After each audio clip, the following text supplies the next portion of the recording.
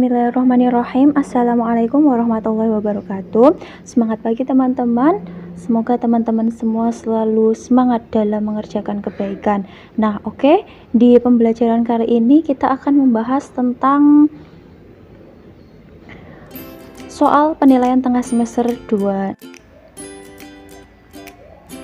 Oke, kita mulai dari soal yang pertama. Kelangkaan dalam ilmu ekonomi mengandung arti A. Keseimbangan antara produksi dengan konsumsi, B. Keseimbangan antara kebutuhan dan alat pemenuh kebutuhan, C. Keterbatasan jumlah barang, dan D. Sulitnya mencari barang. Nah, di sini teman-teman semua harus tahu dulu nih, apa itu kelangkaan. Masih ingat ya? Nah, kelangkaan itu adalah apa? Adalah jumlah sumber ekonomi atau alat pemenuh kebutuhan yang terbatas dibandingkan dengan kebutuhan manusia yang sangat banyak. Nah, poinnya di sini adalah alat pemenuh kebutuhan itu terbatas, sedangkan kebutuhan manusia itu banyak. Coba kita lihat opsi A, keseimbangan antara produksi dengan konsumsi. Benar atau salah? Sudah salah ya. Keseimbangan antara kebutuhan dengan alat pemenuh kebutuhan. Loh, salah banget ya ini ya. Padahal kelangkaan itu adalah terbatasnya alat pemenuh kebutuhan, padahal ini ada tulisan keseimbangan, berarti yang option B salah. Sekarang option C itu keterbatasan jumlah barang. Benar atau tidak? Jumlah barang terbatas atau alat pemenuh kebutuhan terbatas. Nah, ini nih yang betul C. Sulitnya mencari barang. D itu berarti salah ya, tidak ada hubungannya dengan kelangkaan. Berarti jawaban yang benar adalah C. Oke. Kita lanjut di soal nomor 2. Ini adalah soal analisis ya. Musim penghujan sudah terjadi di Indonesia.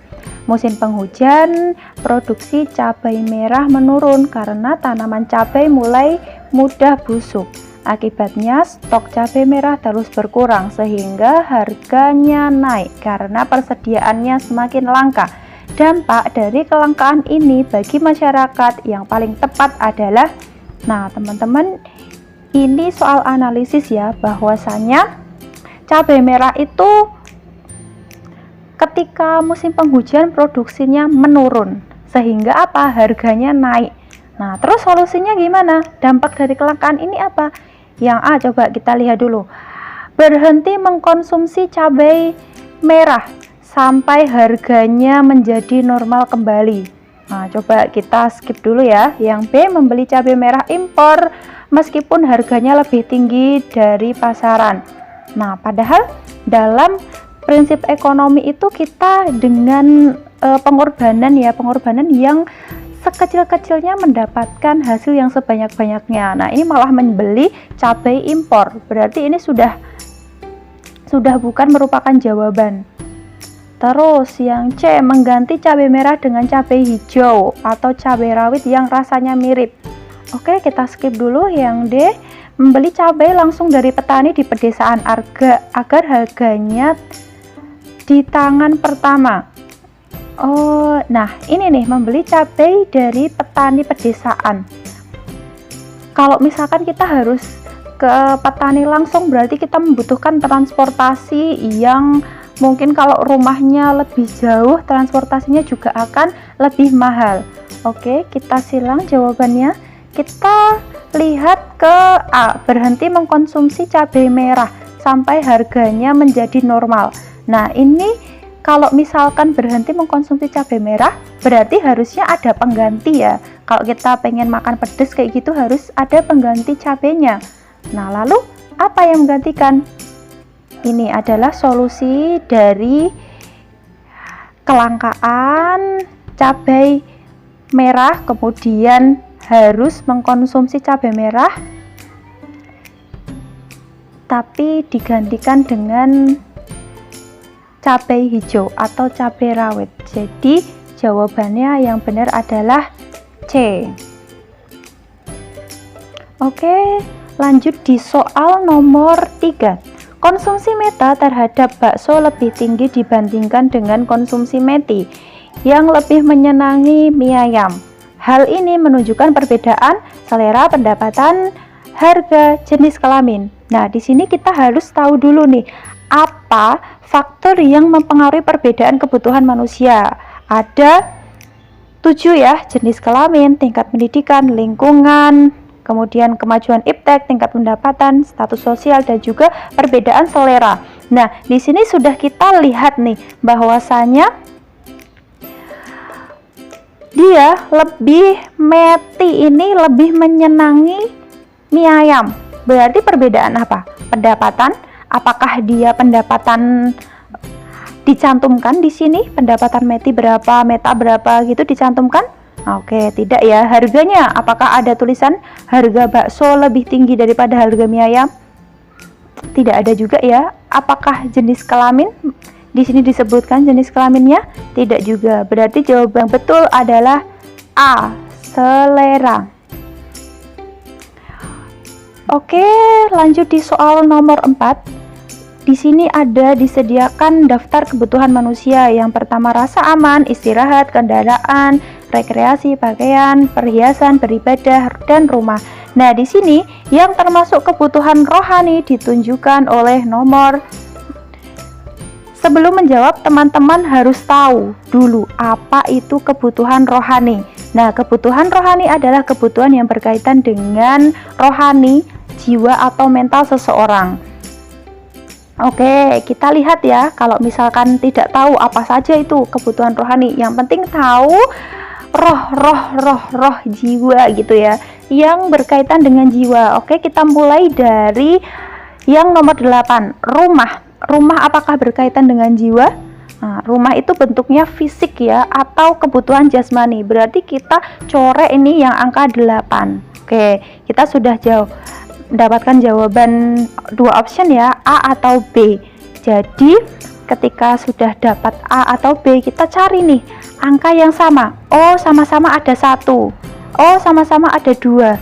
Oh, sama-sama ada 4 ya. Berarti kita lihat daftarnya di nomor 3 dan juga nomor 7.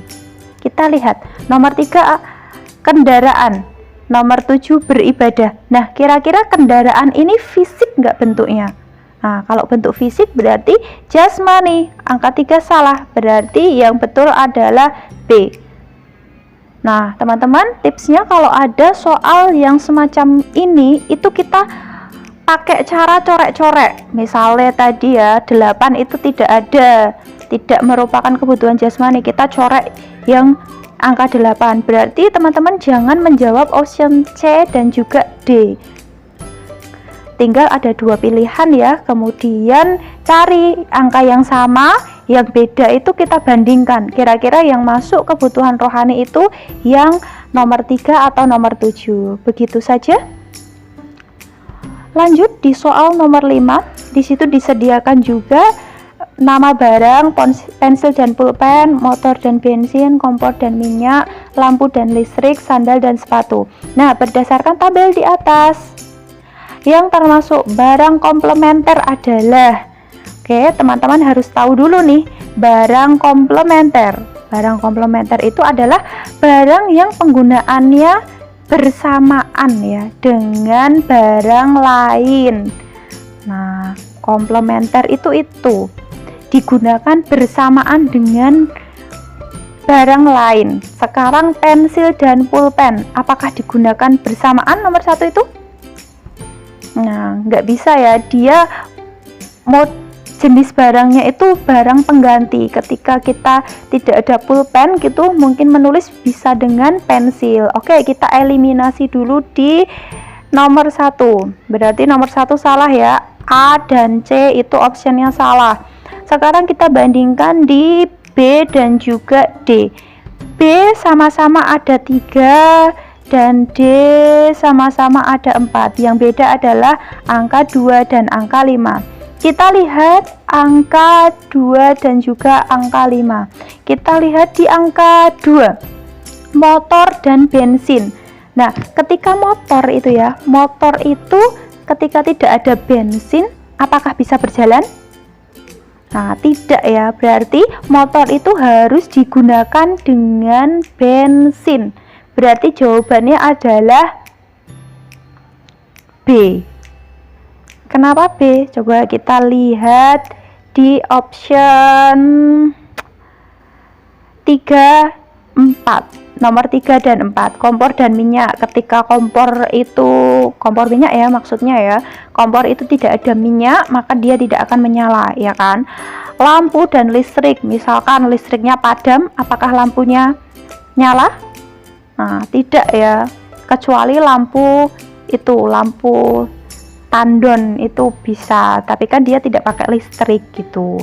Nah, itu diingat-ingat bahwa barang komplementer itu adalah barang yang digunakan bersamaan dengan barang lain. Ada juga barang substitusi atau barang pengganti. Contohnya itu yang nomor 1 dan juga nomor 5. Barangnya itu bisa digantikan oleh barang lain. Contohnya ketika tidak punya sepatu, kita bisa memakai sendal. Lanjut di soal nomor 6. Sebelum digunakan, kayu harus diolah terlebih dahulu menjadi kursi, meja, almari, dan sebagainya. Dengan demikian, kayu termasuk barang mentah setengah jadi komplementer. Coba kita lihat. Barang mentah itu adalah barang harus diproses terlebih dahulu sebelum digunakan. Kalau setengah jadi itu sudah diproses, kemudian baru bisa digunakan. Kalau barang jadi itu prosesnya sudah mentah, kemudian setengah jadi dan bisa langsung digunakan juga. Dan komplementer tadi adalah barang yang digunakan bersamaan dengan barang lain. Jadi ini jawabannya adalah barang mentah. Kayu itu ya, kayu itu dia tidak bisa langsung digunakan begitu saja. Namun ketika kita ingin menggunakan kayu itu harus diolah terlebih dahulu. Dengan apa? Misalkan dibuat kursi untuk duduk ataupun meja untuk belajar dan sebagainya. Itu adalah barang mentah. Contohnya kayu, padi, dan sebagainya. Lanjut di soal nomor 7, urutan kebutuhan barang dalam skala prioritas kebutuhan yaitu paling mendesak, kurang mendesak, B. paling mendesak, kurang mendesak, C. mendesak, paling mendesak, kurang mendesak, dan D. mendesak, kurang mendesak, paling mendesak. Nah, di sini teman-teman harus tahu dulu nih, apa itu skala prioritas. Nah, kalau kita berbicara tentang skala prioritas, itu adalah daftar urutan pemenuhan kebutuhan dari yang paling penting terlebih dahulu. Berarti kita lihat di paling mendesak terlebih dahulu urutannya. Option A dan juga B. Kita coret option C dan juga D. Nah, setelah paling mendesak, biasanya akan dipenuhi dulu yang mendesak, kemudian baru yang kurang mendesak, atau nanti tingkatannya lagi tidak mendesak gitu. Jadi jawabannya adalah B. Lanjut di soal nomor 8. Berdasarkan pertanyaan di atas yang merupakan kegiatan manusia sebagai makhluk sosial. Nah, ini tipsnya seperti yang tadi. Kalau misalkan nggak mau melihat daftarnya terlebih dahulu, kalau biasanya Ustazah itu lihatnya soalnya terlebih dahulu. Jadi yang perlu digarisbawahi ini adalah makhluk sosial. Kita sudah tahu ya makhluk sosial itu apa? Makhluk sosial itu bahwasanya manusia itu tidak bisa hidup sendiri tanpa bantuan orang lain. Jadi sesama manusia itu harus saling membantu. Oke, kita lihat di option nomor 5. Membantu orang lain yang mengalami kesulitan. Benar ya. Berarti kita lihat yang ada angka 5-nya. Oh, oke. Nih, langsung dapat D. Coba kita cross check terlebih dahulu. Nomor 3, menyisihkan dana untuk membantu sesama sosial ya. Dan nomor 1, memberi pinjaman modal tanpa bunga. Nah, betul. Yang betul adalah D. Coba kita lihat option yang nomor 2. Membeli barang yang dianggap perlu atau penting. Nah, ini manusia itu sebagai makhluk ekonomi karena dia memenuhi kebutuhannya. Atau yang nomor 4, membeli barang yang berkualitas. Kalau ada ini nih kata-kata membeli, nah itu adalah memenuhi kebutuhan. Dia sebagai makhluk ekonomi. Jadi jawaban dia betul tadi adalah D 1, 3, dan 5. Lanjut di soal nomor 9. Contoh perilaku yang menerapkan prinsip ekonomi ditunjukkan oleh nomor. Prinsip ekonomi, masih ingat ya prinsip ekonomi itu apa? Prinsip ekonomi itu adalah pengorbanan yang kita keluarkan untuk mendapatkan hasil yang kita inginkan. Prinsip ekonomi. Nah, di sini yang menggunakan prinsip ekonomi itu yang mana? Oke, kita lihat sebungkus sabun dapat mencuci pakaian yang sebanyak mungkin. Di sini sabun mencuci pakaian yang sebanyak mungkin. Dia pengorbanan yang sekecil-kecilnya mendapatkan hasil yang sebanyak-banyaknya nih. Yang nomor 1 itu termasuk ya. Oke, berarti kita eliminasi di option D. Lanjut. Yang nomor 2, pengusaha berambisi membuka cabang di banyak tempat. Nah, ketika pengusaha berambisi membuka cabang di banyak tempat, ini juga merupakan prinsip ekonomi. Karena apa? Karena dia mengorbankan apa? Mengorbankan dananya, uangnya, pendapatannya untuk membuka cabang. Supaya apa tadi? Mendapatkan untung yang banyak juga. Ketika cabangnya banyak, otomatis kan nanti ramai, misalkan ramai gitu ya perusahaannya. Nah, nanti akan mendapatkan income atau pendapatan yang banyak juga. Nah, yang betul 1, 2, yang ada angka 1 dan 2. Kita lihat, berarti yang B salah. Kita antara 3 dan 4. Nomor 3, sebagai distributor pakaian, Ibu Susi memberikan layanan yang terbaik. Ini juga termasuk ya, karena dalam prinsip ekonomi ini sebagai distributor itu harus memberikan layanan yang terbaik. Pengorbanannya apa? Pengorbanannya itu adalah memberikan layanan yang terbaik untuk konsumen. Begitu, jadi jawabannya betul adalah A1, 2, dan juga 3. Lanjut di soal nomor 10. Motif yang mendorong seorang wanita yang bekerja sebagai karyawan toko dengan tujuan membantu pendapatan penghasilan suaminya yang bekerja sebagai buruh adalah berbuat sosial, mendapatkan kekuasaan, penghargaan, dan memenuhi kebutuhan. Nah, ini kita yang perlu kita garis bawahi adalah dengan tujuan membantu mendapatkan penghasilan. Nah, berarti sudah jelas nih ya, memenuhi kebutuhan. D, berbuat sosial nggak mungkin, mendapatkan kekuasaan juga nggak ada tertera di situ ya, penghargaan juga apalagi. Jawabannya betul adalah D. Kita lihat pembahasannya. Oh iya, ini ada beberapa motif ekonomi. Motif ekonomi itu merupakan dorongan manusia untuk melakukan kegiatan ekonomi. Macam-macamnya ada 4, memenuhi kebutuhan, berbuat sosial, mendapatkan penghargaan, dan memperoleh kekuasaan. Jadi ya betul apa? Iya, D ya, memenuhi kebutuhan. Lanjut di soal nomor 11. Gambar di atas merupakan penunjang dalam kegiatan produksi yang digolongkan sebagai. Nah, ini ada montir ya, orang yang sedang servis sepeda motor. Di sini kita ada tenaga kerja. Orang yang servis motor itu apakah tenaga kerja yang terdidik, terlatih, tidak terdidik, dan tidak terlatih, ataupun terampil? Pembahasannya di sini ada tenaga kerja itu dibagi menjadi 3 ya teman-teman. Terdidik, terlatih, tidak terdidik, dan tidak terlatih. Nah, terdidik itu contohnya yang mempunyai pendidikan yang tinggi, misalkan dokter, guru, konsultan. Ketika seseorang itu tidak memperoleh pendidikan, maka dia dikatakan bukan tenaga kerja terdidik. Tapi apa? Kita lihat dulu. Macam yang kedua yaitu tenaga kerja terlatih. Contohnya montir, sopir, dan juga penjahit. Dengan kursus ya, biasanya kursus itu akan mendapatkan tenaga kerja yang terlatih, dan tidak terdidik dan tidak terlatih. Ini siapa saja bisa melakukannya. Contohnya tukang sapu, tukang sampah. Nah, kalau montir ini tadi berarti termasuk tenaga kerja yang terlatih. Jawabannya adalah B. Lanjut di soal nomor 12. Tanah digunakan sebagai lahan usaha, termasuk faktor produksi. Nah, teman-teman harus paham nih.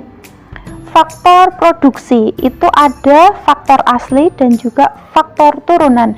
Faktor asli itu ada sumber daya alam dan juga tenaga kerja. Sumber daya alam itu apa? Tanah, air, udara, sinar matahari.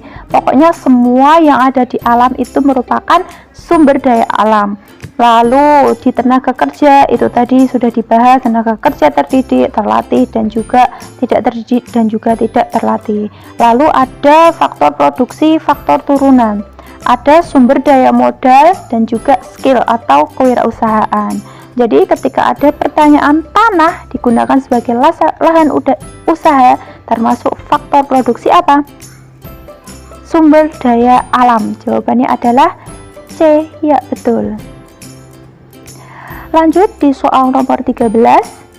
Kegiatan dalam rangka menghabiskan atau mengurangi nilai guna barang dinamakan.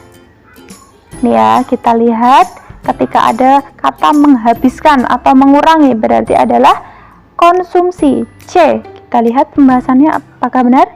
Nah, kegiatan ekonomi ada 3, produksi, distribusi, dan konsumsi. Nah, kegiatan menghabiskan atau mengurangi nilai guna suatu barang disebut kegiatan konsumsi. Jawabannya adalah C. Lanjut di soal nomor 14. Di bawah ini yang merupakan contoh pelaku kegiatan distribusi adalah, nih teman-teman tahu dulu nih ya, kegiatan distribusi itu adalah apa? Distribusi itu distribusi. Kata kuncinya adalah penyaluran, menyalurkan. Coba kita lihat dulu option A, pom bensin, warung internet, perusahaan swalayan, pengusaha tekstil, pembuat sepatu. Nah, ini nih, pembuat sepatu ini udah salah. Pengusaha asuransi, penerbangan, pegadaian, wisatawan dalam negeri dan luar negeri. Ini adalah jawabannya pengusaha asuransi, perusahaan penerbangan, pegadaian. Nih, yang betul adalah A. Karena apa? Ada pom bensin itu menyalurkan ya, biasanya ada pusatnya, perusahaannya kemudian disalurkan. Lalu warung internet itu juga biasanya distribusi juga, dan pengusaha pasar swalayan, biasanya kan swalayan itu mengambil stok-stok dari produsen. Jawabannya adalah A. Lanjut di soal nomor 15. Rotan menjadi tikar akan mempengaruhi harga dan manfaat lebih tinggi karena memiliki nilai apa? Nilai guna tempat, nilai guna bentuk, nilai guna kepemilikan, dan nilai guna waktu. Yang betul adalah nilai guna bentuk. Awalnya rotan kemudian jadi tikar. Nah, setiap barang itu teman-teman memiliki nilai guna yang berbeda. Perbedaan nilai guna dapat dilihat dari beberapa, yaitu nilai guna bentuk, nilai guna tempat, nilai guna waktu, dan nilai guna kepemilikan. Nilai guna bentuk itu adalah suatu barang akan memiliki nilai guna apabila telah mengalami perubahan bentuk. Nah, di sini tadi kita lihat rotan itu berubah menjadi tikar. Dia berarti mengalami perubahan bentuk. Jadi yang benar jawabannya adalah B. Lanjut di soal nomor 16. Tingkat harga barang merupakan faktor utama yang mempengaruhi jumlah barang yang diminta. Jika tingkat harga suatu barang menurun, akibatnya adalah, nah, ini teman-teman harus tahu dulu hukum permintaan dan juga penawaran. Kalau permintaan kita tempatkan diri kita sebagai apa kemarin? Pembeli ya. Kalau penawaran kita tempatkan sebagai penjual. Nah, di sini jika tingkat harga menurun. Ya, menurun akibatnya apa? Harga turun maka permintaan itu akan naik. Ketika kita tempatkan diri sebagai pembeli ya, ketika harganya turun maka pembeli itu akan membeli barang dengan banyak, permintaan akan bertambah. Jawabannya B. Permintaan akan berkurang? Ya enggak ya, ketika harganya naik maka permintaan itu akan bertambah. Daya beli masyarakat turun, barang yang ditawarkan bertambah. Kalau tingkat harga yang nomor D ini ya, sesuai dengan hukum penawaran, bahwasanya ketika harga suatu barang menurun maka barang yang ditawarkan juga akan berkurang. Kok ini bertambah? Berarti yang betul adalah B. Lanjut di soal nomor 17, faktor yang mempengaruhi penawaran. Nah, seperti yang sudah Ustazah bilang tadi ya, bahwasanya permintaan itu kita tempatkan diri sebagai pembeli dan penawaran kita tempatkan diri kita sebagai penjual. Coba kita lihat harga barang itu sendiri. Harga barang itu sendiri itu lebih cenderung ke permintaan ya. Karena kita membeli suatu barang itu harus melihat harga barang itu berapa. Nah, berarti kita coret option 1 berarti A, B salah. Lanjut, ada nomor 2 nih ya, yang sama nomor 2, nomor 4. Berarti yang beda adalah nomor 3 dan 5. Kita bandingkan nomor 3 dan juga nomor 5. Ingat, ini tadi faktor penawaran, berarti kita tempatkan diri sebagai penjual. Nomor 3, kualitas barang. Nah, apakah seorang penjual itu akan melihat kualitas barangnya? Iya, bisa jadi ya, bisa jadi. Cuman kalau kualitas barang ini lebih ke faktor-faktor yang permintaan. Kita melihat dulu kualitas barangnya bagus atau tidak. Nah, ketika bagus kita akan membeli barang itu gitu. Kita lihat di option nomor 5, biaya produksi. Nah, ini nih berkaitan dengan penjual. Penjual itu harus tahu nih biaya produksinya berapa. Jadi yang betul adalah 2, 4 dan juga 5 D. Lanjut. Ya, ada faktor-faktor yang mempengaruhi penawaran, biaya produksi, teknologi, harapan akan mendapatkan laba, dan faktor ekonomi, non-ekonomi. Lanjut di soal nomor 18, berdasarkan kurva di atas dapat disimpulkan bahwa, nah ini kita lihat ya kurvanya. Ini juga berkaitan dengan hukum permintaan dan juga penawaran lagi. Kita lihat sumbu Y adalah harga atau price, sumbu X adalah kuota, quantity atau jumlah barang. Nah, ketika kita lihat, ini kita kasih angka 1, 2, 3. Ini juga kita kasih angka 1, 2, 3. Kita lihat ketika harganya 1, maka jumlah barang yang diminta 1. Ketika harganya 2, jumlah barang yang diminta 2. Ketika harganya 3, jumlah yang diminta barang yang diminta 3. Nah, di sini kita dapat simpulkan bahwasanya ketika harga barang itu semakin naik, maka jumlah barang yang diminta akan semakin naik. Berarti hukum apa itu? Permintaan atau penawaran? Hukum penawaran. Bila harga naik, jumlah yang ditawarkan bertambah. D. Jawabannya adalah D. Begitu. Lanjut di soal nomor 19.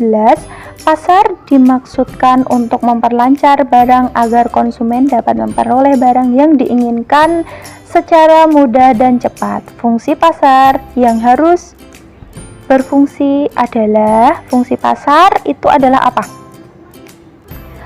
Promosi, harga, distribusi, dan ekonomis. Nah, di sini kita lihat fungsi pasar itu ada 3. Distribusi, promosi, dan juga pembentuk harga. Distribusi itu berarti penyaluran, promosi itu memperkenalkan, dan fungsi pembentuk harga itu berarti kesepakatan harga antara penjual dan juga pembeli. Nah, kita lihat di sini.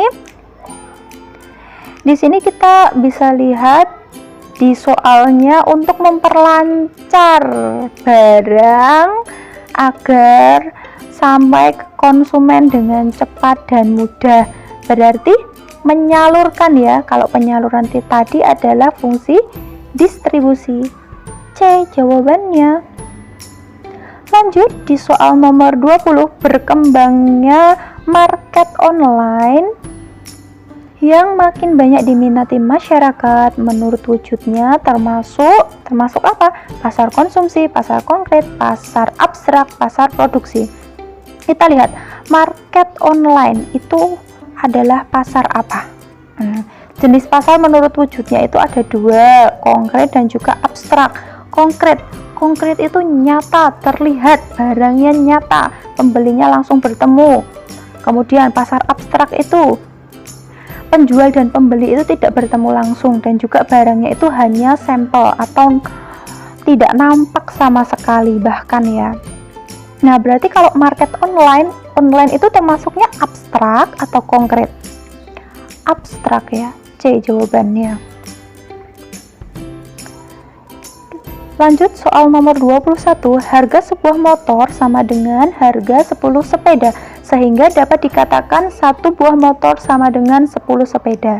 Hal ini menunjukkan harga berfungsi sebagai patokan dalam jual beli barang, penentu jumlah barang yang dibeli, alat peraga untuk mendapatkan barang, alat pengukur dan pembeda suatu barang. Di sini ada beberapa fungsi harga. Yang pertama, alat ukur nilai suatu barang, cara membedakan suatu barang, menentukan jumlah barang yang akan diproduksi, dan penetapan harga. Kalau di sini berarti patokan dalam jual beli barang. Apakah ada patokannya? Tidak ya. Di sini harga, kita lihat harga 10 buah sepeda sama dengan satu buah motor.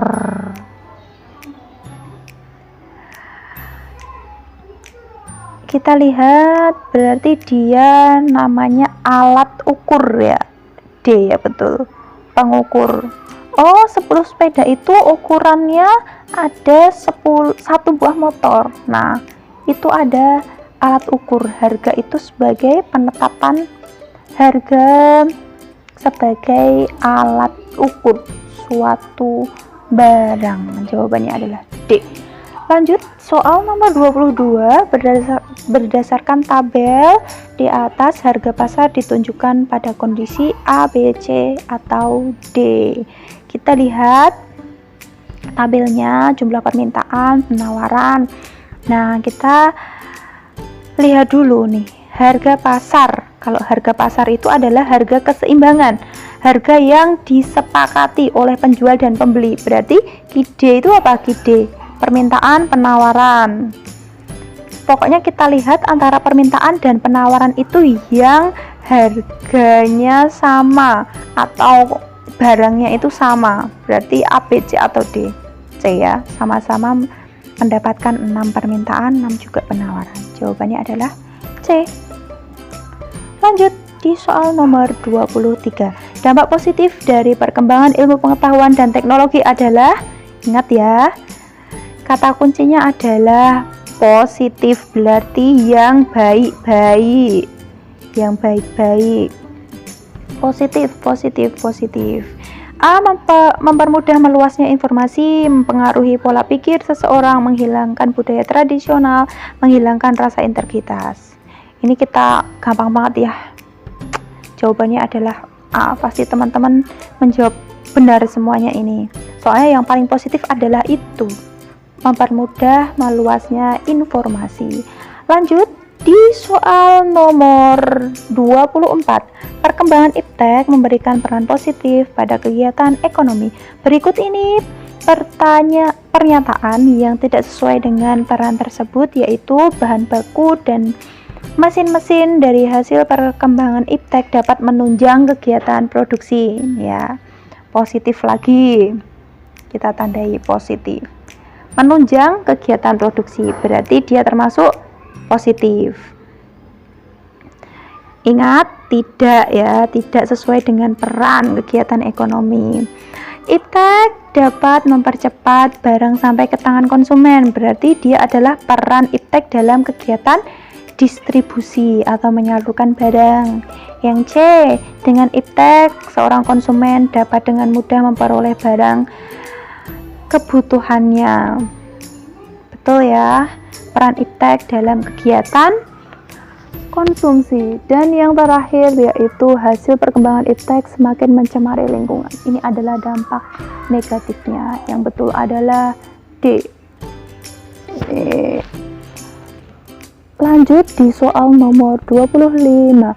Pengertian kreativitas adalah kemampuan seseorang untuk meniru karya orang lain, baik itu berupa gagasan maupun karya nyata yang relatif berbeda dengan sebelumnya. Kemampuan seseorang untuk menghasilkan barang dan jasa. Yang C, kemampuan seseorang untuk melahirkan sesuatu yang baru, baik itu berupa gagasan maupun karya nyata yang relatif berbeda dengan sebelumnya. Yang D, kemampuan seseorang dalam berkomunikasi. Nah, kita harus tahu nih, apa itu kreativitas? Menurut Supriyadi, kreativitas adalah kemampuan seseorang untuk melahirkan sesuatu yang baru, baik itu apa? Berupa gagasan atau karya nyata yang relatif berbeda dengan sebelumnya. Berarti jawabannya apa? C. Ingat ya, ini kan yang A ini sebenarnya panjang, cuman ini ada kata-kata meniru karya orang lain. Kalau yang C ini kan melahirkan sesuatu yang baru. Itu adalah kreativitas. Lanjut nomor 26.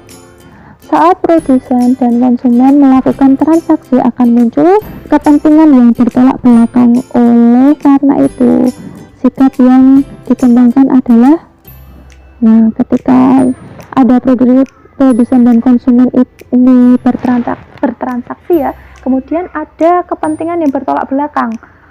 Nah, produsen ini kepentingannya menjual, kalau konsumen itu kepentingannya adalah membeli. Nah, oleh karena itu harus dikembangkan sikap apa? Saling menghargai satu sama lain. Jawabannya adalah C. Lanjut soal 27, berkaitan dengan perekonomian negara. Meningkatnya produksi barang dan jasa akan mendorong meningkatnya impor barang dan jasa, kualitas kaum pekerja, jumlah perusahaan, dan D, pendapatan nasional. Nah, di sini teman-teman semua tahu ndak apa itu impor barang? Impor itu adalah I itu masuk ya, M masuk barang itu masuk dari luar negeri ke dalam negeri. Nah, untuk menjawab soal ini teman-teman bisa melihat peran wirausaha dalam membangun perekonomian negara. Yang poin kedua yaitu meningkatkan pendapatan nasional. Ketika adanya produksi ya, produksi yang banyak itu akan menghasilkan peningkatan pada pendapatan nasional. Jawabannya adalah D. Baik, lanjut soal nomor 28. Apabila seorang wirausaha mempunyai visi dan misi usaha, maka ciri-ciri yang tercantum pada nomor berapa? Nah, visi misi ini adalah tujuan ya, tujuan ke depannya. Ketika seorang wirausaha itu harus mempunyai visi dan misi. Tujuannya apa? Nah, berarti kita lihat dulu ciri-ciri yang sesuai dengan itu. Percaya diri, toleransi pada tugas dan hasil, keberanian mengambil risiko, berorientasi kepada masa depan. Nah, nomor 5 ini jelas ya, karena visi dan misi itu tujuannya ke depan, bukan melihat ke belakang. Kalau ke belakang kita melihat masa lalu atau sejarah, begitu. Berarti kita lihat nomor 5, ada di option B dan C. Kita bandingkan antara 2 dan juga 3. 2, toleransi pada tugas dan hasil, atau nomor 3, keberanian mengambil risiko. Toleransi kepada tugas dan hasil, berarti toleransi itu kan bertoleransi kepada tugas dan hasil. Ketika hasilnya segini, ya udah gitu. Apakah itu sesuai dengan visi misi? Nah, kalau sebagai seorang wirausaha itu tidak boleh tidak boleh terlalu menggampangkan lah gitu. Jadi kalau toleransi ini pada tugas dan hasil ini kurang tepat. Yang nomor 3, keberanian mengambil resiko. Nah, ketika kita sudah menetapkan visi dan misi sesuai dengan apa yang sudah kita rumuskan ini ya di pikiran kita tuangkan dalam visi dan misi itu, kita harus berani mengambil resiko untuk kedepannya. Yang betul adalah 3 dan 5. Berarti jawabannya adalah C. Lanjut soal nomor 29. Manfaat yang kita peroleh jika kita menjadi seorang wirausaha mengandalkan orang lain? Apakah iya? Enggak ya, biasanya wirausaha itu orangnya mandiri, memimpin diri sendiri. Oke, kita skip dulu. Dan C, mengandalkan orang lain. Bukan ya, mengandalkan orang tua ya. Mengandalkan orang tua juga bukan, atau memimpin orang lain. Nah, kita bandingkan antara memimpin diri sendiri dan juga memimpin orang lain. Nih, ketika kita menjadi seorang wirausaha itu kan punya tenaga kerja, punya pegawai kayak gitu. Nah, berarti kita itu akan memimpin orang lain. Jawabannya itu yang D. Kalau memimpin diri sendiri, setiap diri itu adalah pemimpin ya. Jadi kita bisa memimpin diri kita sendiri masing-masing. Bukan hanya menjadi seorang wirausaha, menjadi apapun kita harus memimpin diri sendiri. Begitu. Dan selanjutnya soal nomor 30. Peran wirausaha dalam membangun perekonomian negara. Kecuali, ingat ada kecuali, membuka lapangan pekerjaan. Berarti kalau kecuali yang jelek ya, peran wirausaha, tapi yang bukan merupakan peran wirausaha. Membuka lapangan pekerjaan? Iya ya. Menambah investor? Iya, tentu. Membuat kebijakan ekonomi? Kita skip dulu. Dan D, mengurangi kesenjangan sosial dan ekonomi. Yang betul itu jawabannya adalah C. Kenapa C? Karena yang membuat kebijakan ekonomi itu adalah siapa?